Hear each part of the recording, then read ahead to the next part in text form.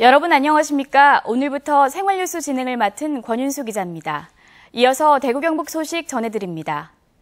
6월의 첫날인 오늘 대구와 경북 지역은 막다가 낮부터 구름이 많아지는 가운데 더위가 여전하겠습니다.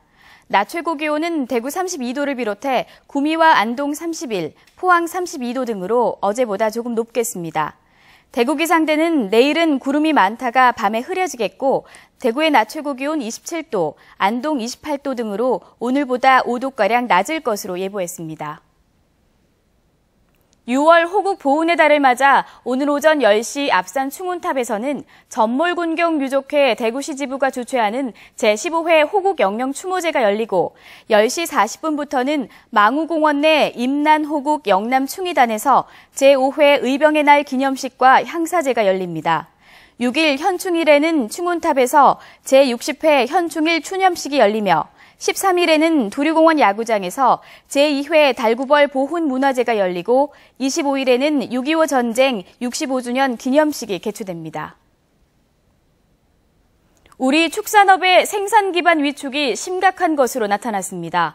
급속한 고령화에 승계자도 거의 없어 현재 한우와 닭 사용 농가는 10년 뒤에는 절반 정도가 사라질 것이라는 전망이 나왔습니다. 김건엽 기자가 보도합니다. 안동의 75살 박남분 할머니는 혼자서 한우 26마리를 키우고 있습니다. 몇 달 전 입식한 막둥이 송아지를 큰 소로 키워내면 30년 넘게 해온 한우 사육을 이제는 접을까 생각 중입니다. 메모하면 그만이지 뭐 하라 그럴 수 있니까. 이거 속해가지고 많이 남는 것 같으면 야 해라 하지만은 남는 게 그렇게 남는 게 아니거든. 우리 축산업의 고령화는 심각한 수준입니다.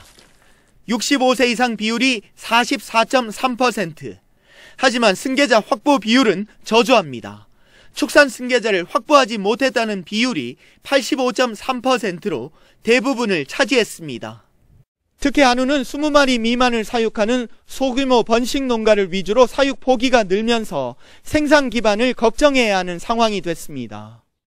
고령화로 은퇴자가 속출하면서 10년 뒤면 한우와 닭을 사육하는 육계 양계 농가는 지금의 절반 수준, 다른 축산 분야도 20% 넘게 농가 수가 감소할 것이라는 전망도 나왔습니다.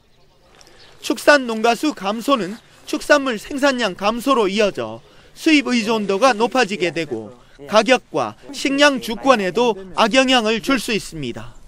지금 나가는 속도에 비해서 보면 유지 정도만 하더라도 다행인데 그것도 안 되는 수준이잖아요. 재정적인 지원책 교육하는 시스템과 그다음에 컨설팅하는 시스템 그걸 갖춰줘야 되는 거죠. 농협은 희망찬 축산 구현 운동을 선포하고 2020년까지 후계 축산인 5,100호 육성을 목표로 적극적인 지원 사업을 펼치기로 했습니다. MBC 뉴스 김건엽입니다. 대구 고용노동청이 지역 일자리 문제 해결을 위해 오늘부터 7월 말까지를 집중 취업 지원 기간으로 정하고 대구 경북 지역의 12개 고용센터에 전담팀을 가동하기로 했습니다. 민간과 공공 고용 서비스 기관 16곳으로 구성한 고용 서비스 기관 협의체를 통해 채용 행사 정보를 공유하고 청년 취업 희망자를 지원하기 위해 대학과 특성화 고등학교에서 취업 간담회와 설명회 등도 펼칠 예정입니다. 한국감정원은 인턴 직원을 이달 10일까지 모집한다고 밝혔습니다. 한국감정원은 이번에 뽑는 인턴 직원은 40명 미만으로 연령과 학력, 전공 등의 응시 자격 요건을 두지 않고 직무와 관련된 활동과 경험을 중심으로 채용하겠다고 밝혔습니다. 또 인턴 가운데 80% 이상을 정규직으로 전환할 예정인데 전문 직종은 2개월의 인턴 기간을, 일반 직종은 5개월 정도의 인턴 기간을 거쳐야 한다고 설명했습니다. 대구지방경찰청은 오늘부터 오는 9월 8일까지 100일간 시비가 붙은 차량을 추월해 급감속, 급제종하거나 차선을 몰고 지그재그로 가다서다를 반복하는 행위 등 보복운전을 집중 단속하기로 했습니다.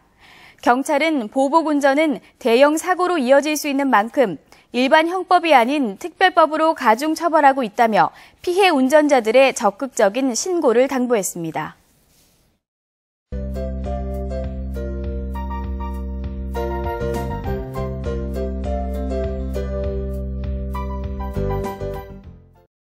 MBC 생활뉴스를 마칩니다. 고맙습니다.